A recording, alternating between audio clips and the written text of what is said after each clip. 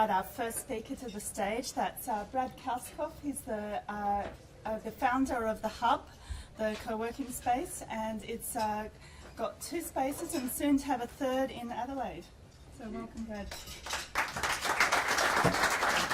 Thanks, Caitlin, and good morning, everybody. So the work in the 20s, like I feel like we were just talking about the 80s yesterday, and now we're talking about the 20s. So in the 20s, it's going to be very different, and it's going to get a lot different more quickly than I think most of us would think. The technology is going to change, the workspaces are going to change, but what's really going to change is that the people are going to change. The key talent that you're going to want to hire in your organisation in the 20s had their births announced on Facebook, and one of these was their first phone.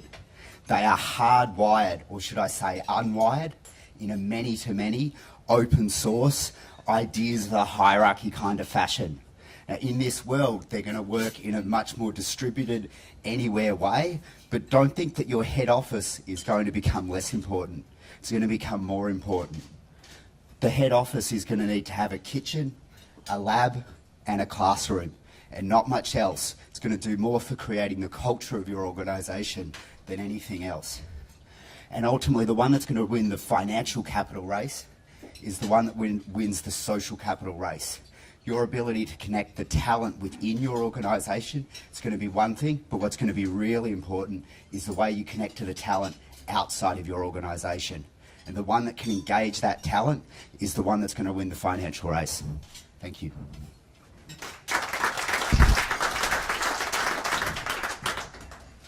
Our next speaker is Leo Yan, who is the founder of a co-working space in Shanghai, which does something similar to The Hub, but I believe on a much, much bigger scale. And she's also recently founded a company called Ask Lab, which is focusing on the collaboration aspects of co-working. But I'll let Leo Yan explain that further, so welcome to the stage.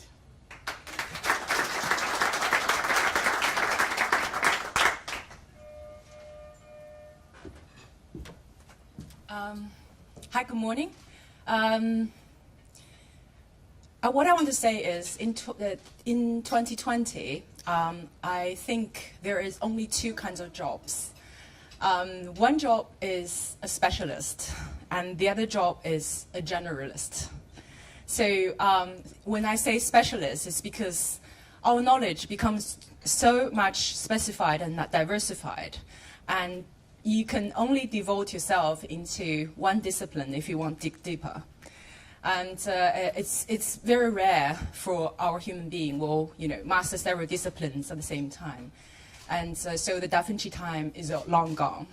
And the other type of job is very much the person who can bridge different disciplines and really speak different kind of languages. I mean, I say language is not really limited to language, if you understand.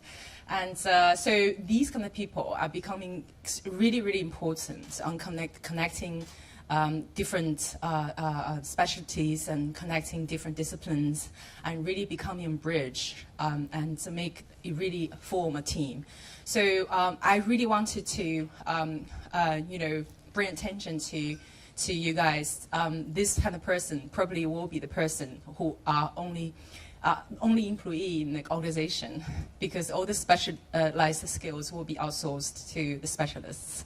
So the people who are hired by the company are the people who are the leaders, who are the facilitators, who are the leaders who really coach a team and form a team and coach a team and lead from behind. And they curate the clash, and they actually push people not to the edge, but actually push them into a limit to really create the creative, conflicts and connections. So, and they are the people who grow and harvest a network, and they are the people who really, really freely connect with people from inside and outside. Thank you very much.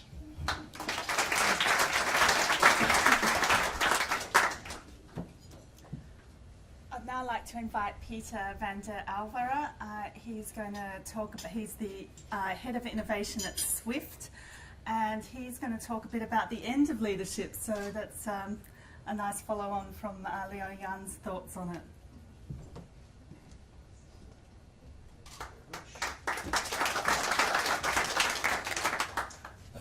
I'm not the head of innovation, I'm part of the innovation team. it's called innovation leader, which makes it more confusing. My thesis is that physical space and emotional space have to be in tune, and therefore also the way how people are being led or how leadingship is being implemented is very important. In that sense, I think that in 2020 we will witness the end of leadership.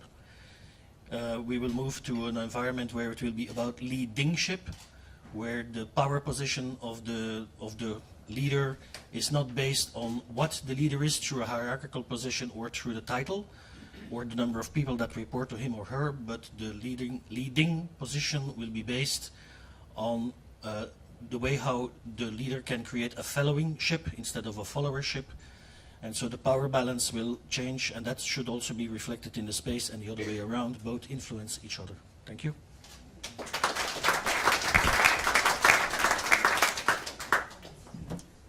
And finally, Louise Mason from AMP Capital, and part of Louise's role is figuring out what to do with commercial properties, and I guess one of the questions we're going to talk about today is whether there will even be office buildings in the future. So welcome to the stage, Louise.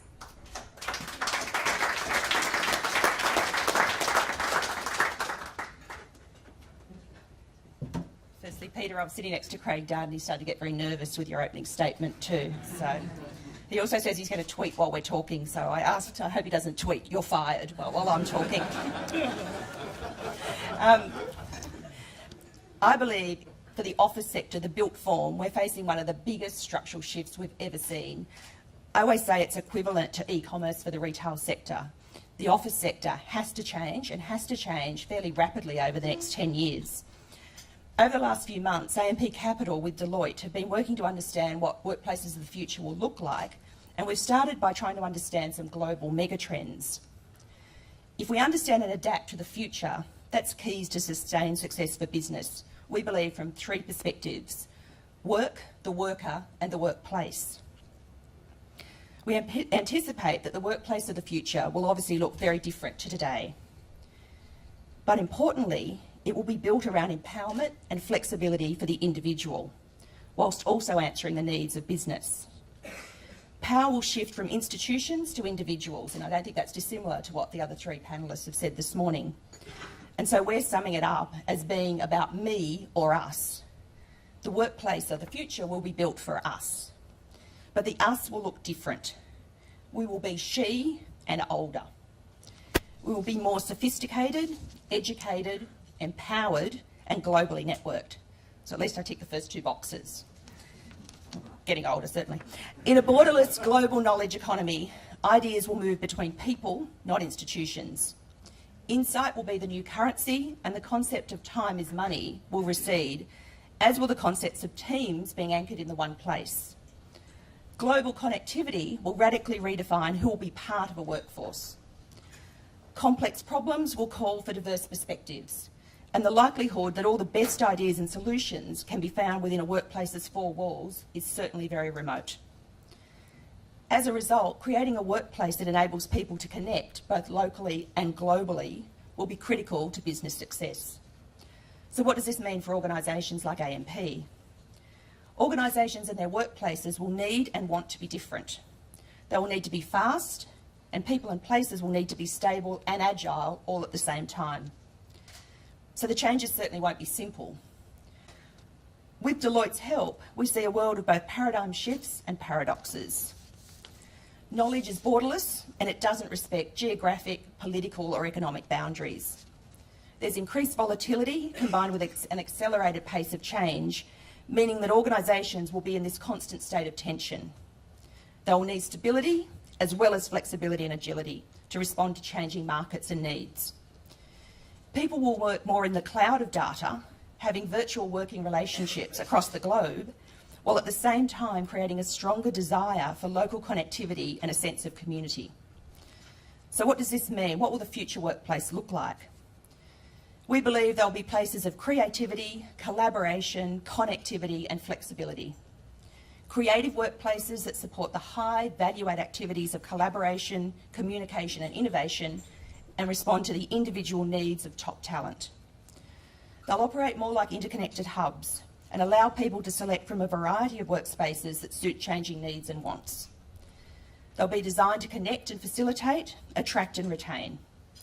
There'll be a focus on vibrant precincts, a bit like the one we plan to create here at Circular Quay. Thanks.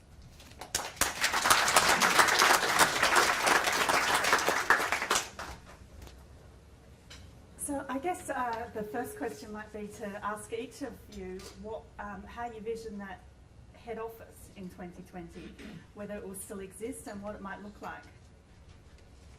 Would you like to just move down the panel? So as I said in my opening remarks, I think it definitely will exist. I think you'll need a lot of classrooms. The classrooms are going to be more like how they design student halls at universities these days. You need laboratories with high-end equipment and what forth that you can't put in all the distributed locations where all of your staff are working on. And they're going to need to be constantly innovating. And then finally, I mentioned the kitchen. I think technology has allowed us to have our water cooler conversations in many more locations than previously. But what we need is more kitchen table conversations, because to really develop those relationships that are going to be the foundation of really solid collaborations, we're going to need to, we're really going to need to get to know each other. And we all know that, pretty much every good idea came up around the kitchen table. So we're going to see that collection of those things, because through that, your head office needs to say more about your culture to this massively distributed workforce than anything else. And Leo Young, what do you think about the head office? Is that something we're going to have in the future? I definitely love the kitchen idea. Besides, I think there will be a spaceship built next to the kitchen. And because you have this seamless global connection, so every single job can be outsourced to one specific, specialized force in specific country. So really borderless. So there's the coordinators, facilitator, the leader who is sitting in the head office is actually surrounded by all the talents in all the screens, big or small. And his job is actually coordinate really this kind of teamwork. And it's really nice to have a physical space of people together, and if you live really nearby. But I think it's very much global distributed.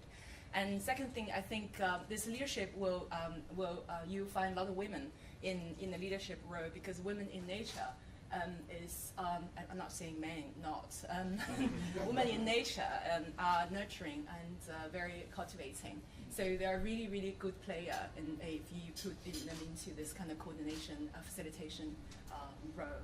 So I see women as a very strong potential, have very strong potential of the future leader. And you, Peter? I think that the workplace, there will be a head office, but I think that the workplace of the future will take into account the myth of collaboration. I think we seem to design spaces always in function of collaborate, but I think that many people are also in need for non-collaboration modes, especially in creative environments where you need at times even solitude to be able to do concentrated work or to do creative work. So I think the ideal space should look like a living room with alcoves. It's an idea picked up from a book from an architect. I have myself been trained as an architect. The architect is Christopher Alexander and has written a book, The Timeless Way of Building.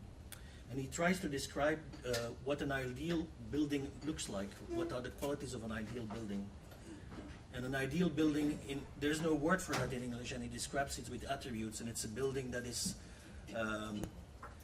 exact, that is right, that feels right, that has aspects of eternality, and it has wholeness as a building, and it also does not have any more the ego stamp of the architect, who is trying to make a statement in the design of the workplace. So I think all these are qualities that are valid for a building, but also I think for human beings. And so what I think is that the workplace should reflect these sort of unnamed qualities that are valid for as well people as human beings. We have just gone at Swift through a major overhaul of the head office. So in the past it was long corridors with very nice wood and all closed doors. And obviously this does not allow for the free flow of ideas. So now we have an open space, and I know the architect who has built it. And so the open space has also all the latest technologies. We have really beautiful screens everywhere. It looks spotless. We have kitchenettes, we have ping pong tables, we have all these nice things, but it doesn't work. So if you look at the floor plan, it's really a fantastic floor plan, and the design, it's really with really top furniture from Vitra, where, I mean, it's really beautiful, but it doesn't work. And the main thing that doesn't work is that the whole team cohesion disappears, because the decision was made that people will have an anchor floor, and then they can have free desk policy. So because you don't know anymore where the people in your team are physically located, you lose the complete team cohesion by just looking at each other. I mean, you can pick up a phone conversation and you say, I just also had a conversation with the customer. You can wave, you can. So that human connection is disappearing in this sort of open spaces. Even we have created like silent rooms, like a library where it's forbidden to speak, and you can take calls. It's feeling so artificial. So my metaphor of the living room with alcoves, at least at my home, my wife and me, we want our living room to be more or less tidy in case visitors come. Yeah? I mean, we have a 7-year-old daughter, which can create a lot of mess. So we try to keep it more or less tidy, but if you would go to my sort of office at home, it looks pretty messy, because that's my creative space. I don't want to have clean desk policy in my creative space. So what we are trying to do in office designs, we try to mix the two so that you have to be creative in an open space. So I think the living room should have alcoves where you can retreat for solitude and for private space, and there it can be messy. And if you come to the common zone, it has to be a little bit more tidy, but not sterile, like in many office environments. And Louise, you've said that there will be office buildings. Do you think there are going to be fewer of them? I think there are potentially more. Representing AMP and its investors, $7 billion in offices across the country. We hope there's more. But no, I think maybe drop the word head, but in relation to head office, in relation to offices, I see that there'll be a whole range of interconnected hubs. One thing that we've found in the research that AMP Capital's done with Deloitte is the fact that by 2020, there'll be 5 generations. If we take a generation as a decade, there'll be 5 generations represented in the workforce. So you'll have the 20-year-old and the 70-year-old. They all require different ways of working, but it's also incredibly important that diversity, not just of gender and culture, but also age, do come together. So we do see it's about the power of the individual, and those individuals will want to work differently, and business needs to work differently to be more innovative. So the collaboration's important. So the office space remains incredibly important, but it doesn't mean you have to come into the one space 5 days a week and sit in the one space. I think what's been put in, it's interesting, Peter, we've actually used the alcoves in the foyer of 50 Bridge Street. So we've taken that concept with the Hub and Hayworth and Hassel's design, and have used that this week to create different ways of working and different spaces and different breakout furniture. And that's been incredibly successful. There are individuals and teams, there are cross businesses going there this week to sit and talk and meet in a different way. So I see that for a landlord and an investor in office, it's about giving our companies, our businesses that are in our buildings, just greater flexibility. They will still have their space, and they may have multiples of those spaces spread across the city, and certainly globally.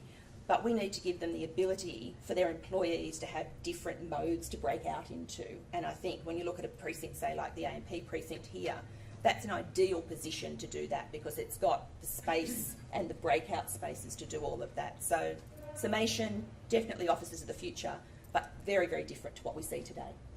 Okay. I might like to ask Peter to expand a bit on the concept of leadership versus leadingship, because I think there's a subtle distinction there that might need to be drawn out a little more.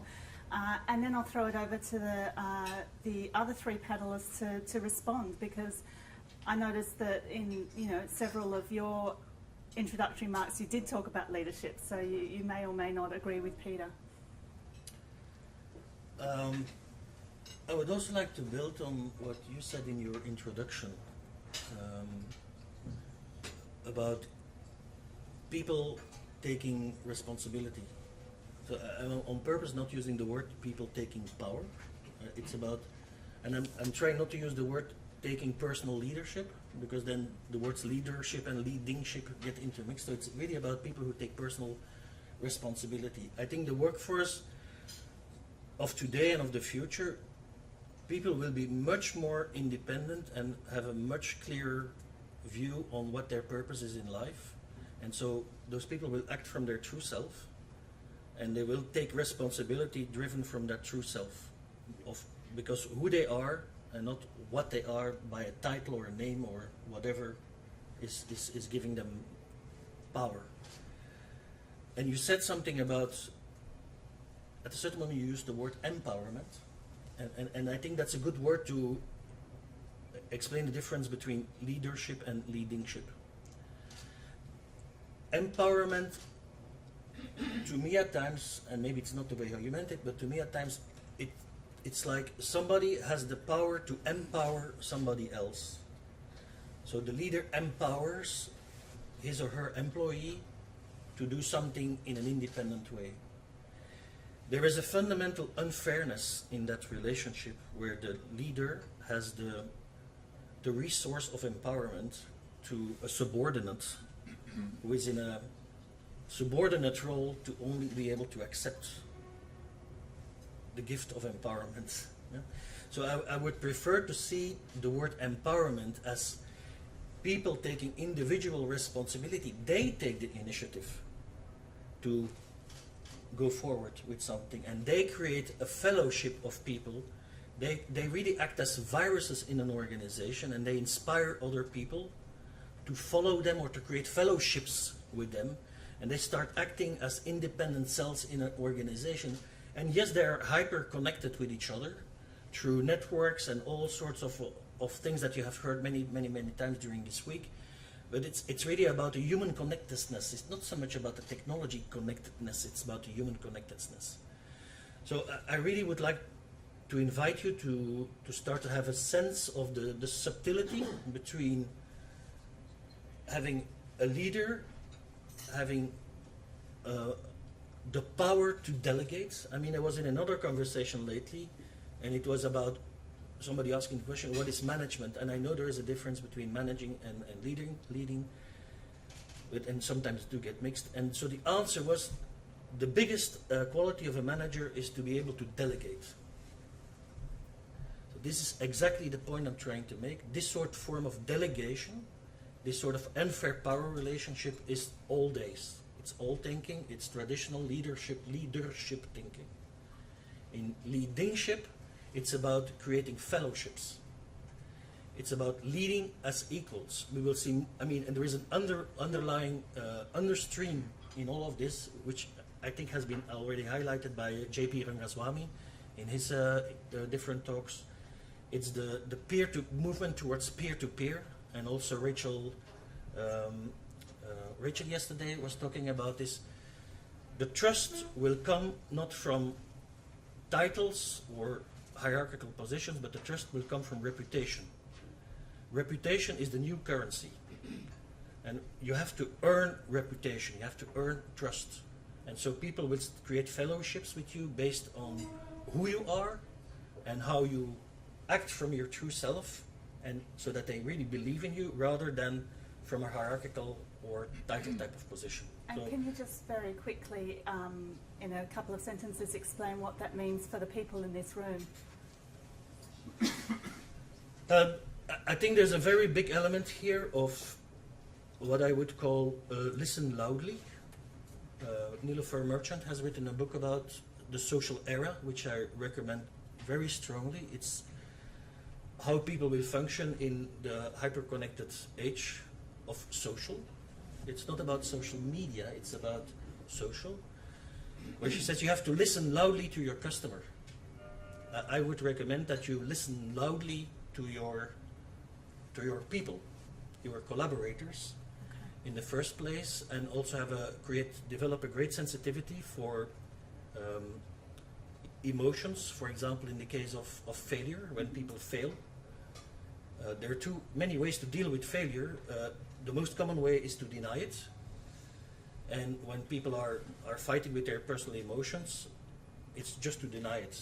It's almost like there is a fantastic talk by Dan Ariely on YouTube where he talks about intrinsic and extrinsic motivations and demotivations. And so one of the exercises is that he lets people write a piece of text, and so one reference group, he takes the text, reads it, and puts it on a pile. And the second reference group, he takes the text and doesn't even look at it and puts it on a pile. And the other one, he takes a piece of text and puts it in a shredder in front of the creator. So research has proven that putting in a shredder and ignoring has the same demotivating effect. So ignoring failure has the same demotivating effect on your people. So it's listening loudly also in proactively doing something with that. So with failure, you could have reached out to the person and saying, are there not any elements of your project that we could have reused? Or would you mind giving a presentation to all staff on what you have learned from this failure? But denial and ignoring people is one of the most hurting feelings that you can do to an employee or to somebody with whom you're in a relationship. Well, that's interesting. Louise, what do you think of Peter's ideas on leadership and leadership? I think we were quite similar in our views, actually. The empowerment I referred to is the empowerment of the individual, because I'm saying it's the individual rather than the institution in the future. And I think with the generations coming through, I've got a 16-year-old daughter who, as Brad said, has been brought up, on an iPhone and connected the whole time. I don't think we'll have a choice then to accept empowered individuals. These are generations coming through who are globally connected. They have a self-confidence that I don't think some of our generations potentially had. They have a vast array of opportunity ahead of them, and I think we've got to make the most of that. It's, as Peter said, a leader doesn't have a monopoly on good ideas, and the focus on diversity and having a very diverse workforce, which we're going to have anyway, whether we like it or not, it is going to be there. How do you harness that and make the most of that? So I agree with Peter's thoughts that it's about respecting the individual. It's not about moving the empowerment to them. They're already going to be empowered and feel and act that way. Let's make the most of that. And I might throw that over to you, Jan, as well. I resonate very much about the empowerment to each player in the team. Actually, I did in my presentation, and I showed the banyan tree model, which is developed by Indian architect firm. If you know, banyan tree is a tree that's it's really kind of grow from one tree, and all the branch become individual tree. So if you cut one tree, the rest of the trees still survive. So that actually, in the time of turbulence and extreme changes in the world, which is coming actually really becoming the norm, this creates a resilience for many organizations.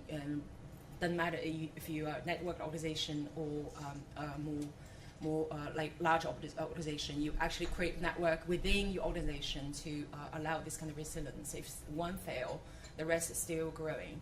And I want to build idea also on this sort of leaderless organization.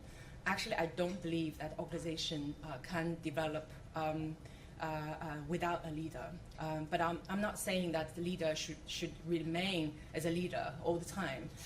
Actually, because none of us could be the real master when our skills are so specified. And I believe that in future it will be, no matter what kind of things are coming up, then it will be kind of emergent leadership, because you feel like this is the right moment, so you just step out and you take leadership. So it's very distributed leadership rather than no leadership. And do you want to talk about how these trends are playing out overseas as well, because we don't often get that global picture. Jan? Oh, did you ask me? Sorry. Yes, can you repeat your question? Would you be able to talk about how these trends that we've been talking about are playing out overseas from your experience? I actually, with the office space and the collaboration and the whole kind of future of work trends. I don't really have a lot of corporate experience, to be honest. But what I feel in the environment where I'm operating, people are collaborating in a way that when there is a big project coming, and we as a co-working operator, we bring in the projects and we bring to a team we think is kind of dream team, and we give it to the team. And then after several months, that project's gone, and you just kind of varnished. And I feel like probably not, the team is not ready to, they're all individuals. They're not all independent. And so this kind of element of forming a strong team is extremely important.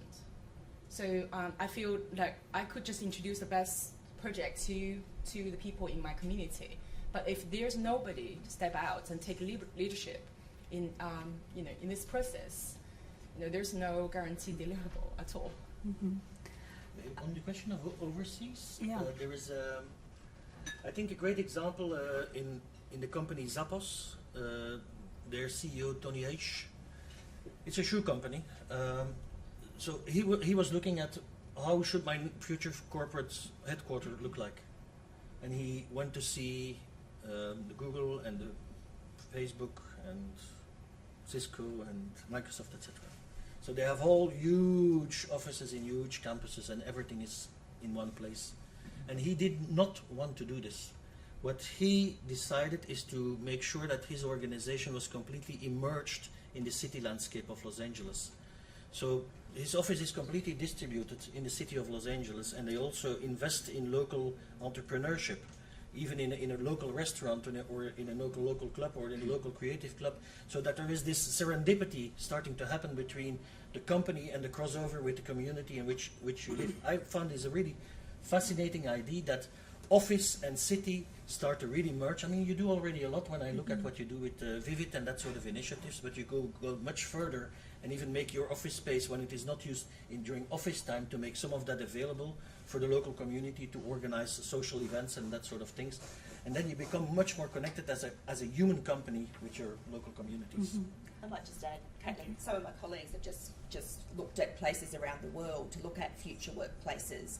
And the findings were that while there are some quite unique, contained workplaces, what was missing that Australia is probably focusing on more was the environmental and the cultural angles.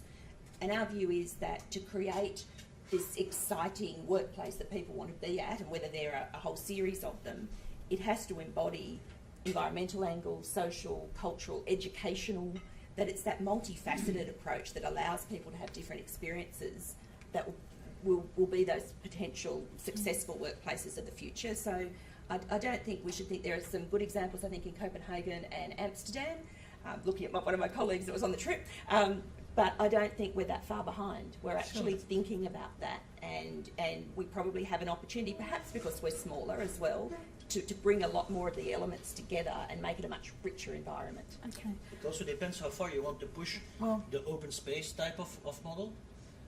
To give an example, at Swift, nobody has a private office. Even the CEO does not have an office anymore. I'd like to move on to a different topic, and Brad, I'll throw to you, so if you want to address some of that in your answer, you can as well. But one thing I'm wondering, if we're talking about a lot more teleworking in the future and so on, is do we need fibre to the home? I mean, that's a current debate we're having in Australia. What's your view, Brad? I think that we're going to need significantly faster internet speeds than we've got. I think with the technology here, when we first got our first ADSL connection, it was running at, 56k. We're still using exactly the same line, but it's running at 15 meg. So what the technology that we've got today doesn't necessarily mean that the speed that we're going to have available to our house in the future is only going to be 100 megabit or 50 megabit. We'll figure out more ways to push it down the line. But the technology aside, if we build on this thought of you've got specialists all around the world and boundaryless organisations, your pathway to get to all of those people wherever they may be is ultimately going to have an internet connection there. Another really helpful way to look at the national broadband network is also to think about the amount spent on roads or other infrastructure to get us all into central cities. If we were actually spending that on an NBN and then you looked at the return that you could potentially get on it, the amount doesn't seem so large at all. So does that mean yes or yes, we need it to be a lot faster than it currently is. I've only got a few more minutes before we throw out the questions to the audience.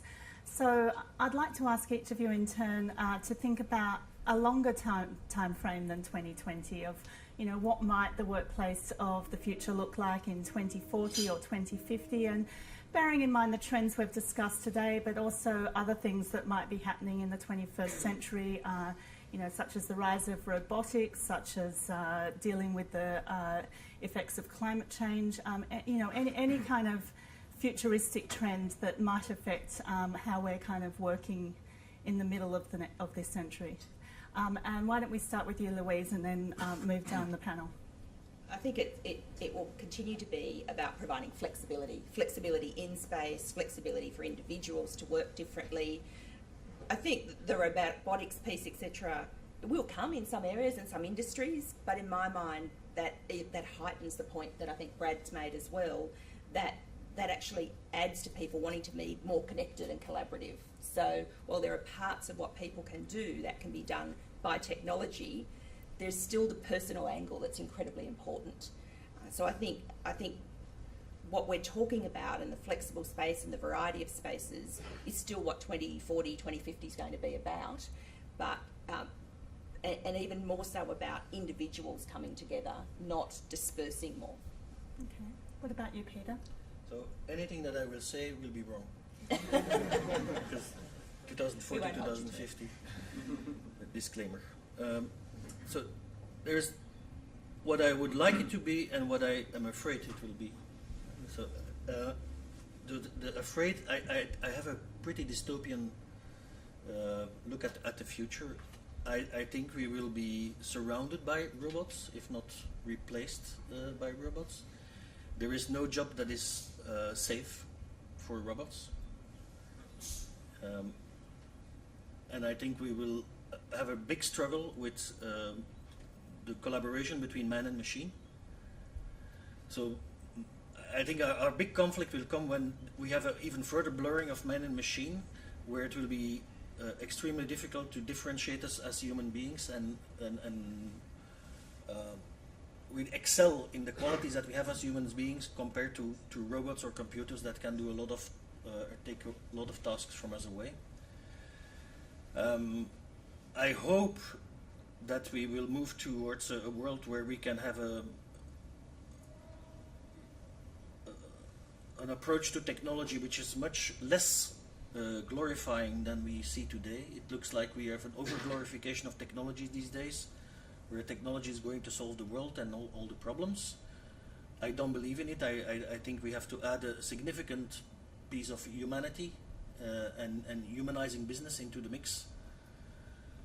So the questions that I'm asking for myself towards in that age when probably the singularity will become real, I think the singularity will happen, is what are the values that we have to give our children to excel as human beings when the singularity happens. I think also there will be a change a lot in the way how we deal with IP, with intellectual property. I'm afraid that we will go to a highly fragmented world where you will have to fight for every 5 minutes of work. And so the current present shock of looking for Twitters or haven't I missed anything, it will become into a situation where you will click every 5 minutes to see if you can grab the latest slice of 5 minutes of work that are coming from a worldwide sourcing type of environment. So that's the dystopian view. I hope it's not the case and that we will have much more humanity injected, but I'm afraid it will end up that way in 2040. I think we all hope it's not the dystopian view. What about you, Leo Yan? Yes, I want to build an idea of Peter, that technology is not changing the world, humans are. And technology merely serves as an enabler and amplifier of whatever we do, we want to do, or achieve. And I think if I think about my oldest son, that he'll be coming 40, and what he'll look like, I think he'll be drawing a line, really, what do I say, really kind of draw a clear line between his personal aurora and the super crazy connectivity of this world. So we actually start to have a more internal dialogue with ourselves instead of checking the mobile phone or checking all kinds of gadgets all the time, and make sure that we're connected with the world. And they will live in a super connected world, that's no doubt. But I think if you look at the flip side, it's really about creating your own, looking at yourself, creating your own identity, and thinking about what you're trying to achieve and exploring your own true self, as you said. I think this is will become almost like counter-trend, but our world is always developing this way. So. And Brad, what's your predictions for the more distant future? I think hopefully, we as humans will actually catch up to the technology, and we'll get over the novelty of it, and we'll actually start to figure out how we can actually use it. And I think the end result could be actually a much more happier view of the world, where actually it's enabled us to spend more times in our communities, more time closer to our families, more time being able to connect authentically with all of the other people that we work with, and yeah, so I think it actually could be a lot more exciting and also genuine as to the way our workplace could actually be in the future, with with technology as the enabler, and with our leaders doing more nurturing and cultivating. So I think it actually could be a great place in 2040. So who's got questions? Thanks, panel, for inspiring, provocative thoughts, as I predicted you will be. I had a question, Peter, in response to the example that you quoted from Tony Hsieh and Zappos, that not only invest in their space, but also in the clubs and the bars and the ecosystem of the social community that surrounds that. I grew up and lived most of my career in Africa, and I've always found that in Africa, that a place where there was, scarcity of access to and possibilities and opportunities for a lot of people, that we were very wasteful in the way that we designed certain things. Why would you have a school only open for 3 or 5 or 6 hours a day, and then the rest of the time it stands, with no use? And the same with corporate buildings. And in an era where we're looking at ROI on these assets, it doesn't make sense to me that after 5 o'clock there's no use of it, and on the weekends. My question is, do you have other examples of organizations that have turned their corporate space into a vibrant, round-the-clock community? There's one example that comes to mind, but it's at a much smaller scale. The architect that I mentioned that has built the new Swift building, she decided for her own office to buy what is called an old épicerie, a sort of deli shop in the center of Brussels, and she has created it as an open working space, not as a hub to welcome others during working time. So it's her working space, but in the evening she opens it up to the local community for people to give a drink, or for people to have a meeting, or for people to have a collaborative type of exercise. I have been in that space just a couple of weeks ago. We were gathering with a couple of people for a worldwide 24-hour what we call the Rebel Jam. So we gathered with the local rebels in the office. What was very interesting to see is that, so it looks from the outside like a deli shop that has been cleaned up, and you don't see any signs anymore. But when you look inwards, it has a little bit look and feel of a bar. And so people are knocking on the door while we are meeting, and I say, is the bar already open? So it's really inviting for the community to come in there. So you can do this at really very low scale with very minimal means. And people naturally are attracted to it. And I think you have to open a bar maybe here downstairs to welcome people. It's such a beautiful place just in front of the harbour with all the tourists. We've got What a vibrant... If you're here after 5, there is one that opens downstairs, so you're allowed to have a drink then. I think Caitlin will see a lot more of that. There's some simple examples that we'll see start to come out sooner rather than later, I think, between organisations like our own and, say, a university who does operate on an opposite timescale, especially for postgrad. And I know that's another area that is and will continue to change dramatically as to how people learn, but there's the postgrad type work that often occurs after those hours. My other line was going to be at AMP Capital, the lights are on certainly longer than 5 p.m. Are there any other questions from the floor? And maybe during the next answer, if you've got questions, you can put up your hand as well so that we can get the microphone to you sooner. Go ahead, please. As I was listening to the discussion around technology, there was an item on the news this morning which I didn't find surprising, but it was nonetheless intriguing. It was disclosed in the US that for some period now, the destination and duration of every phone call made has been fed to the federal government for analysis for some years. It leads naturally into a question just about your views on privacy and how this fits in and how you enhance and strike the right balance on privacy. Is that for a particular panellist? I think it's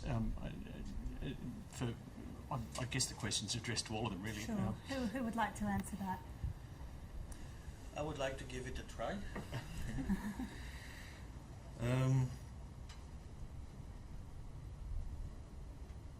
So I think we will see. So we have to be very careful of how we express privacy, and not to mix it up with the right or not for anonymity. So privacy, in my opinion, is the right to keep secrets, and it's to keep some levels of personal intimacy. So in terms of data, what is happening, what you just described in the US, it's happening everywhere, and there is a fundamental asymmetry between what Jaron Lanier called the siren servers, like Google, like Facebook, like the federal authority, etc., who have much more power, processing power and searching power and analytics power than the people whose data they transact, they deal with. So it's again about a fairness in the relationship. If we don't pay attention, we will quickly see. I mean, it's going very fast that it's not who are going to decide what happens with our privacy, but it's a couple of those siren servers that will dictate the rules of what is going to happen with that. So I think the only solution to counter that is to empower, to give the users the tools to empower themselves, to get back control of their data and to decide which parts of their personal spectrum or even their personal sphere they want to share with whom in a particular context, so that I as a user can decide my health data. I decide that I only want to share them with my doctor in the context of that particular disease. Yeah? Or with a financial institution, I only want to share this particular credit history with my bank in the transaction context of a loan. Or I don't want to share my health data with my insurance company because it may permit the insurance company to start charging me fees for a certain behavior that I have, like smoking or etc. I don't think we will be able to escape all of that, because we already see now, probably here, I know a case in the UK where the insurance company is basically charging on real behavior. So there are sensors in the car that are looking whether the driver is respecting the speed rules and the traffic rules. And if you respect all those rules, then your premium for the insurance is lower than if you don't.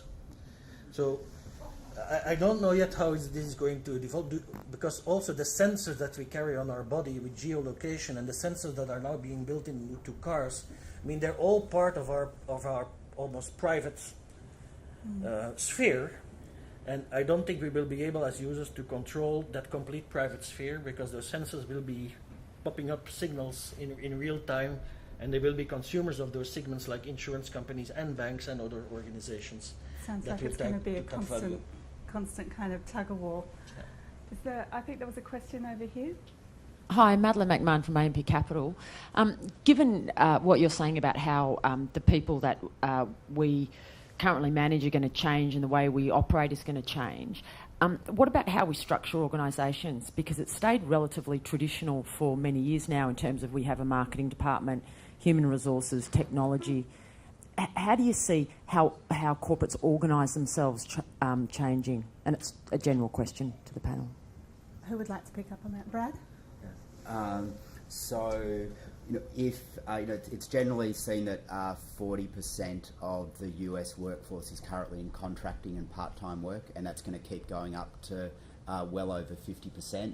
So, most of your workforce is not going to be fully, on full employment contracts, which automatically changes the relationship that you have with a lot of people.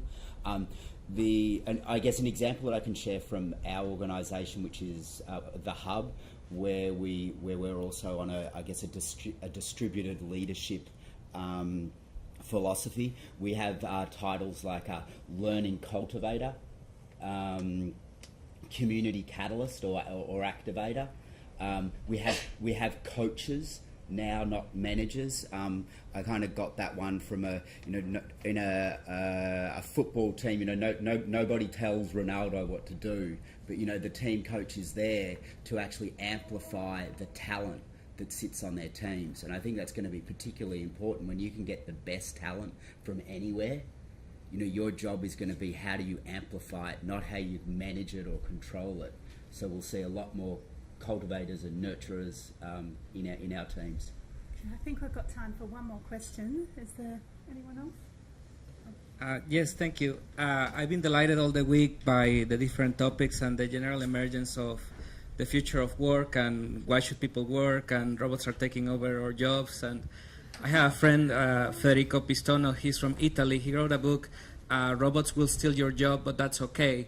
And the general thesis that he has, no, seriously, the general thesis that he has is that it took when the Industrial Revolution panned out, over 85% of the jobs that existed before have disappeared.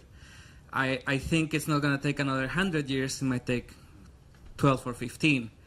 And I think what has emerged over the span of this week is not so much how we're going to work different, but what's the social contract that would allow a company like AMP to continue owning tomorrow and create that sense of certainty and security for individuals to live out very long lives. And I know your thoughts on that future that is not necessarily work, if machines are going to be augmenting our capacity to work and to live. But how does that translate in our social contract and our models of governance? Jan, would you like to try to answer that one, please? Well, I think it's not just robots who is taking our job. Chinese are taking Americans' job. Now American trying to claim back. So I think in this kind of, we're living in a world of change, and there are a specific population, including machines, so they're good at something. So I think the workforce is distributed in a way that whoever is good at something and is going to go there because it's very globalized.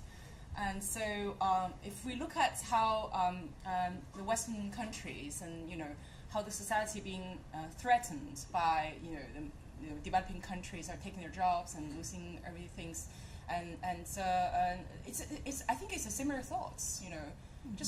Just check what's your core competency and what you need to develop to actually reclaim this opportunity. You might, you have to create opportunity for yourself, not waiting for, for robots to return your job back. Yeah, That's probably good advice both for individuals and for nation states, I'd imagine. But that's all we've got time for today. So I'd like to say thank you very much to all our panellists and invite Jared Scott from AMP up on stage. He's going to draw the lucky door prize and close things off. So thank you for being a great audience. Thanks, Caitlin.